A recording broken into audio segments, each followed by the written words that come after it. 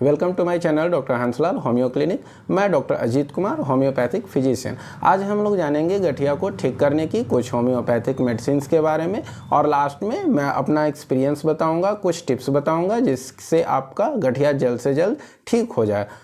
गठिया की समस्या हमारे बॉडी में यूरिक एसिड की मात्रा बढ़ने से होता है। यूरिक एसिड एक वेस्ट मटेरियल है जो कि प्यूरिन या फिर प्रोटीन आप समझ सकते हैं। इसके प्रोटीन या प्यूरिन के टूटने से यूरिक एसिड बनता है, और यह यूरिक एसिड किडनी में जाता है और वहाँ से किडनी इसे फिल्टर करता है ब्लड से, और ब्लड से यूरिक एसिड को फिल्टर करके पेशाब के रास्ते शरीर से बाहर निकाल देता है। परेशानी तब होती है जब किसी भी कारण से अगर आपके बॉडी में यूरिक एसिड ज़्यादा बनने लग जाए और किडनी उतने यूरिक एसिड को शरीर से बाहर न निकाल पाए, तो यह बचा हुआ यूरिक एसिड आपके किडनी में डिपॉजिट हो जाता है, जमा हो जाता है, और वहाँ पे किडनी स्टोन बना देता है। अगर यह स्किन के अंदर जमा हो जाए तो स्किन एलर्जी या फिर लंप, छोटे छोटे लंप आपको दिख सकते हैं। इसके अलावे अगर यह यूरिक एसिड जोड़ों में जाकर जमा हो जाता है, जॉइंट्स में डिपॉजिट हो जाता है, तो वहाँ क्रिस्टल के फॉर्म में जमा होने लगता है, जैसा आप फोटो में देख सकते हैं। और वहाँ पर जो नेचुरल शेप है, जो एनाटॉमिकल शेप है, उसमें परिवर्तन आ जाता है। क्रिस्टल जमा होने की वजह से जॉइंट्स जो हैं वो आसानी से मूव नहीं कर पाते, और जब आसानी से मूव नहीं करते तो वहाँ पे रगड़ आने लगती है, जिस वजह से वहाँ पे लालीपन आपको देखने को मिलेगा, बहुत तेज का दर्द देखने को मिलेगा। खास करके यह शुरुआती दिनों में आपके पैर के अंगूठे में होता है, ग्रेट टो में होता है। उसके बाद वहाँ से बढ़ते हुए पैर के एड़ी में, घुटने में, कमर में, आपके शोल्डर्स में, एल्बो में, रिस्ट जॉइंट में, हाथ की उंगलियों में, और ये धीरे धीरे करके पूरे शरीर के सारे जोड़ को कवर कर लेता है। खास करके आप देखेंगे कि जो जॉइंट्स है वहाँ पे नोड्स बनने लगते हैं, करा करा नोड्स निकल जाते हैं, जो कि कभी भी ये नोड्स होम्योपैथी मेडिसिन से ही डिजॉल्व होंगे। आप एलोपैथी मेडिसिन कितना भी ले लें, ये नोड्स बिल्कुल भी नहीं डिजॉल्व होंगे। और इसकी मैं आगे कुछ होम्योपैथी मेडिसिन के बारे में भी बताऊँगा। गठिया होने की संभावना वैसे लोगों में ज़्यादा होता है जो मोटे ताजे हैं, या फिर उनके घर में माता पिता को हो रखा है, तो आनुवंशिक रूप से भी यह डिजीज़ एक जनरेशन से दूसरे जनरेशन में जा सकता है। या फिर कोई डायूरेटिक मेडिसिन ले रहे हैं, जैसे ब्लड प्रेशर उनका ज़्यादा बढ़ा हुआ है या शरीर में सूजन है, तो उसे कम करने के लिए स्टेरॉयडल मेडिसिन जो जितना भी लेते हैं, उससे क्या होता है कि किडनी आपका अच्छे से वर्क नहीं कर पाता किडनी, और जिस वक्त किडनी अगर अच्छे से काम नहीं कर पाता है तो यूरिक एसिड को शरीर से बाहर नहीं निकाल पाता, और इस वजह से भी आपको जो है गाउट की समस्या हो सकता है। इसके अलावे वैसे लोगों में जिनका उम्र 45-50 वर्ष से ज़्यादा हो चुका है, उन पुरुषों में गठिया होने की संभावना ज़्यादा होती है। या महिलाओं के अंदर देखा जाए तो वैसे तो इसका संभावना कम होता है, लेकिन मीनोपॉज के बाद, पीरियड्स बंद होने के बाद महिलाओं के अंदर भी गठिया होने की संभावना हो जाता है। या तो फिर जो लोग बहुत ज़्यादा मांस मछली का सेवन करते हैं, उनके अंदर भी गठिया डेवलप कर सकता है। इसे कंफर्म करने के लिए कुछ टेस्ट किया जाता है, जैसे ब्लड में सीरम यूरिक एसिड टेस्ट किया जाता है। अगर यह 6 से कम है तो कोई दिक्कत की बात नहीं है। अगर 6 से ज़्यादा है, 7 से ज़्यादा यूरिक एसिड बढ़ चुका है, तो वैसे स्थिति में आपको होम्योपैथी मेडिसिन लेना चाहिए, नहीं तो धीरे धीरे करके सारे जॉइंट्स में पेन आना शुरू हो जाएगा। इसके अलावा आप एक्सरे रिपोर्ट देख सकते हैं। एक्सरे रिपोर्ट जब आप देखेंगे तो उसमें आपका जो प्लेट रहेगा उसमें आप देखेंगे, जैसा फोटो में आप देख सकते हैं एरो लगा हुआ है, वहाँ पे क्रिस्टल्स जमा है यूरिक एसिड के, तो आप इसे देख करके भी यूरिक एसिड कंफर्म कर सकते हैं। इसके अलावे जो जॉइंट्स है, जहाँ जोड़ पर दर्द है, वहाँ से फ्लूइड को निकाल करके और लेबोरेटरी में टेस्ट किया जा सकता है। अगर वहाँ यूरिक एसिड के क्रिस्टल मिलते हैं तो इससे भी कंफर्म हो जाता है गठिया। हालांकि दोस्तों इसके सिम्टम्स इतना कॉमन है कि ये आसानी से आप खुद भी फील कर सकते हैं, या आपके फिजिशियन भी आपको बता देंगे कि आपको गठिया है या नहीं है।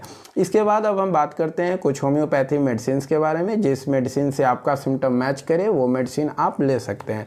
सबसे पहली दवा आती है कोल्चिकम 30। कोल्चिकम 30 CH में 2 बूंद 3 बार लिया जा सकता है। इसका सिम्टम्स है कि दर्द इतना ज़्यादा होगा वहाँ पर, पेशेंट उसको छूने नहीं देगा हल्का भी, क्योंकि दर्द इतना ज़्यादा वहाँ पे होता है, लालिमा आ जाता है, बिल्कुल मूवमेंट थोड़ा भी नहीं हो पाता। इसके अलावे उनको हार्ट डिजीज़ कोई रहा हो तो और भी बेहतरीन दवा काम करेगी। या तो इसका क्या होगा कि अभी एक जॉइंट्स में दर्द है, फिर दूसरे जॉइंट्स में हो गया, तीसरे जॉइंट्स में हो गया। अब जो दर्द है इसका वो मूवेबल दर्द होगा। आज यहाँ जॉइंट में पेन है, कल यहाँ है, परसों यहाँ है।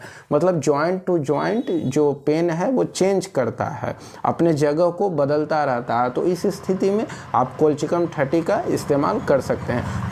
कोल्चिकम जो दवा है दोस्तों, ये पिक्यूलियर दवा है यूरिक एसिड को कम करने के लिए। बहुत ही स्पेसिफिक मेडिसिन है। इसका इस्तेमाल एलोपैथ में भी किया जाता है। जितने भी गाउट से रिलेटेड मेडिसिन आते हैं लगभग सभी में कंपोजिशन कोल्चिकम का होता है, बस वहाँ पे नाम दूसरा होता है। इसके बाद अगली मेडिसिन आती है बेंजोइक एसिड 30 CH में 2 बूंद 3 बार। इसका भी इस्तेमाल कर सकते हैं। इसका सिम्टम्स है कि आपको यूरिक एसिड बढ़ जाएगा और साथ साथ यूरिनरी कंप्लेन बढ़ जाएगा, जैसे कि पेशाब ज़्यादा होना या पेशाब में बहुत तेज गंध दुर्गंध रहना, छोटे छोटे जॉइंट्स में पेन होना। तो इन सिम्टम्स में आप बेंजोइक एसिड 30 CH में 2 बूंद 3 बार ले सकते हैं। इसके बाद अगली दवा आती है लिडमपाल 30 CH में। इसका इस्तेमाल भी 2 बूंद 3 बार किया जा सकता है। इसका जो दर्द होता है वो नीचे के जॉइंट से शुरू होगा, फिर धीरे धीरे ऊपर के जॉइंट्स में यह फैलता जाएगा और गर्म जो है बिल्कुल भी बर्दाश्त नहीं होता। अगर ठंडा पानी गिरे, बर्फ़ लगाएं वहाँ पे तो काफ़ी इससे आराम महसूस होता है। इसके अलावा स्मॉल जॉइंट्स में खास करके हाथ के या पैर के जो उंगली है वहाँ पर इसका बहुत ज़्यादा अफेक्शन होता है। वहाँ पे नोड्स बन जाते हैं जॉइंट्स पे, छोटे छोटे नोड्यूल गठाने बन जाते हैं। तो उस गठान को कम करने का काम भी करती है लिडमपाल। तो हाँ, आप लिडमपाल 30 CH में 2 बूंद 3 बार ले सकते हैं। इसके बाद अगली मेडिसिन आती है आर्निका मॉन्ट। इसे 200 CH में 2 बूंद सुबह शाम इस्तेमाल कर सकते हैं। इसका सिम्टम्स है कि अगर आपको पहले कभी चोट लगा हो और उस वजह से अगर हो गया हो तो आपको ये मेडिसिन लेना चाहिए। इसमें मूवमेंट बिल्कुल भी नहीं हो पाता, थोड़ा भी आप चलने की कोशिश करते हैं आपका दर्द बढ़ जाता है। आपको ऐसा फील होता है कि जैसे आपको चोट लगा है, किसी ने मारा हो, ब्रूस्ड फीलिंग आपको होती है। तो उस समय आप आर्निका मॉन्ट ले सकते हैं। इसके अलावा अगर हल्का 7-8 तक यूरिक एसिड बढ़ा हुआ है तो उसको भी आर्निका कम करने का काम करता है। इसके बाद अगली दवा आती है अटिका यूरेंस क्यू। दोस्तों ये दवा भी स्पेसिफिक है यूरिक एसिड को कम करने के लिए। इसमें क्या होता है कि यूरिक एसिड बढ़ने के साथ साथ आपका दर्द तो होता ही है यूरिक एसिड से, और साथ साथ इरप्शंस भी हो जाते हैं। अर्टिकेरिया आपके स्किन पे होने लगते हैं, खुजलाहट काफ़ी ज़्यादा होने लगता है। इसके साथ साथ कलाई में दर्द और उंगली में दर्द इसमें बहुत पिक्यूलियर है, छोटे छोटे जॉइंट्स में पेन होने लगते हैं। तो आपको अटिका यूरेंस क्यू 15 बूंद आधे कप पानी के साथ 3 बार लेना चाहिए। इसके बाद अगली दवा आती है बर्बेरिस वल्गेरिस क्यू।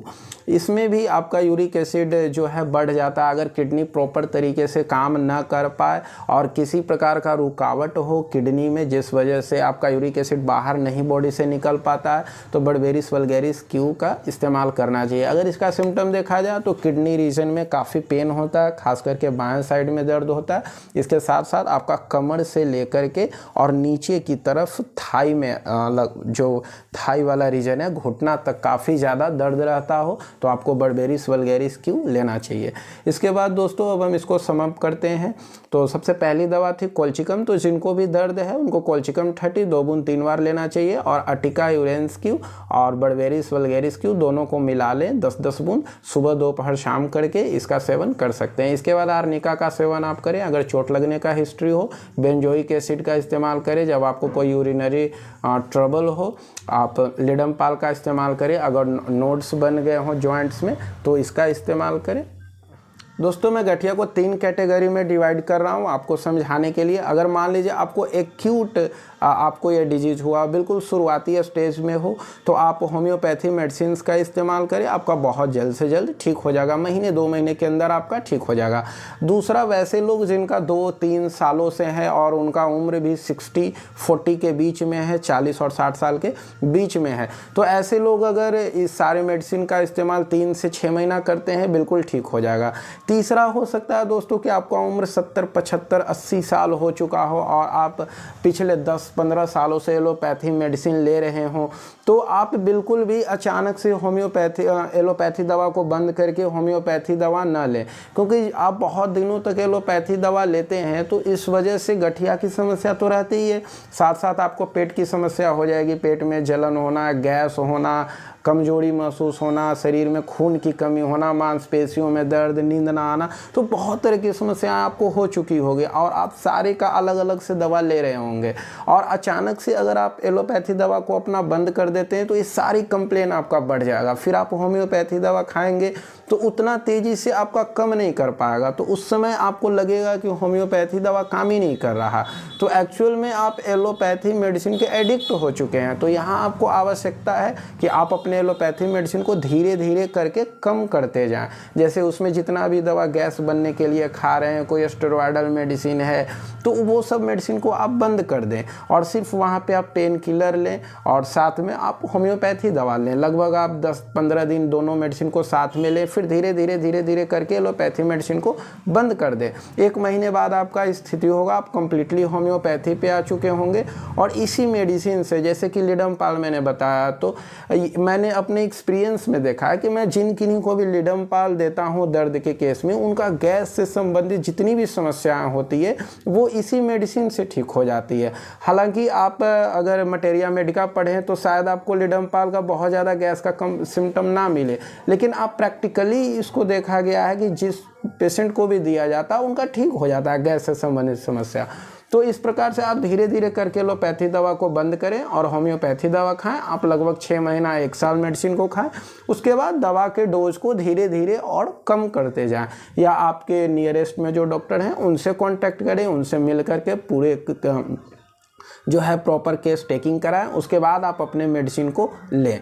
इसके बाद दोस्तों दूसरी बात आती है कि अगर आप कोई सप्लीमेंट ले रहे हैं, खास करके प्रोटीन ले रहे हैं, जैसे अगर आप जिम जाते हैं या फिर आपको बहुत वीकनेस हो रहा है, तो जनरली लोगों का होता है कि थोड़ा प्रोटीन ले लेते हैं, वीकनेस दूर हो जाएगा। तो ऐसा बिल्कुल भी नहीं करें, क्योंकि अगर आप एक्स्ट्रा सप्लीमेंट लेते हैं तो वो कंपनियां अपने प्रचार के लिए ऐसा बनाती है। हो सकता है आपके बॉडी में प्रोटीन की कमी ही ना हो सकता है आपको कोई और वजह से वीकनेस हो रहा हो, इलेक्ट्रोलाइट इम्बैलेंस हो गया हो, या और भी कई कारण हो सकता है। तो बिना किसी डॉक्टर के सलाह के आप अपने मर्जी से किसी भी प्रकार का सप्लीमेंट का सेवन ना करें, भले ही वो कोई भी आपको बताएं, टीवी में ऐड देखें या कोई एमआर मतलब कोई भी आपको बताते हैं, तो आप सप्लीमेंट का इस्तेमाल बिल्कुल भी ना करें। खास करके जो जिम में दिया जाता है प्रोडक्ट प्रोटीन सप्लीमेंट के रूप में, उसका तो कतई इस्तेमाल ना करें, उसका बहुत ज़्यादा साइड इफ़ेक्ट होता है। इसके अलावा दोस्तों अगर आपको गठिया हो गया है तो आपको ज़रूरी है कि मांस, मछली, खास करके रेड मीट बिल्कुल भी नहीं खाएं। अगर आपको प्रोटीन लेना है तो आप दूध, दही, पनीर, दूध से बनी हुई प्रोडक्ट का सेवन करें, इससे आपका प्रोटीन भी भरपूर मिलेगा और कोई साइड इफ़ेक्ट भी आपके बॉडी पे नहीं आएगा। आप ज़्यादा से ज़्यादा मात्रा में पानी पिएं, ताकि आप ज़्यादा पानी पिएंगे किडनी को उतना आसान होगा यूरिक एसिड के फिल्ट्रेशन में। सो आप इन सब बातों का ध्यान रखें तो आपका गठिया बिल्कुल जड़ से ठीक हो जाएगा। इसके साथ साथ मैं एक और वीडियो बनाया हूँ ऑस्टियोआर्थराइटिस के ऊपर, जिसमें मैं बताया हूँ कि ऑस्टियोआर्थराइटिस की वजह से अगर आपको दर्द होता है तो उसमें आपको कौन सी दवा लेनी चाहिए। सो थैंक यू दोस्तों।